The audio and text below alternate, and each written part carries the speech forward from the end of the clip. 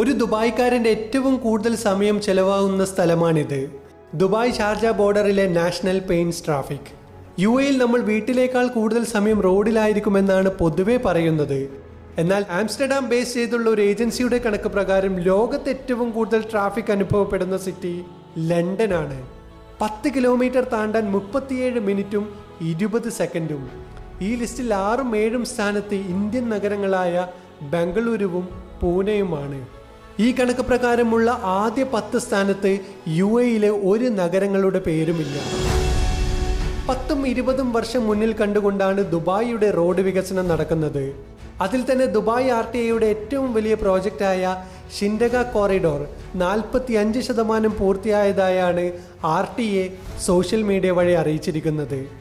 ദേര, Bur Dubai, Dubai island, waterfront, maritime city, Mina Rashid ഭാഗത്തുള്ള ഏതാണ്ട് 1 million ആളുകൾക്ക് പ്രയോജനമുണ്ടാവുന്ന 13 kilometre നീളത്തിൽ 15 ഇന്റർസെക്ഷനോടുകൂടി പണിയുന്ന ഷിൻഡഗ കോറിഡോർ.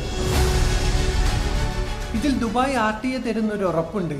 104 മിനിറ്റോളമുള്ള യാത്ര, ഏതാണ്ട് 2 മണിക്കൂറിനോടടുത്തുള്ള യാത്ര 16 മിനിറ്റ് കൊണ്ട് പൂർത്തിയാക്കാൻ പറ്റുമെന്ന്. കാത്തിരിക്കാം 2030-നായി.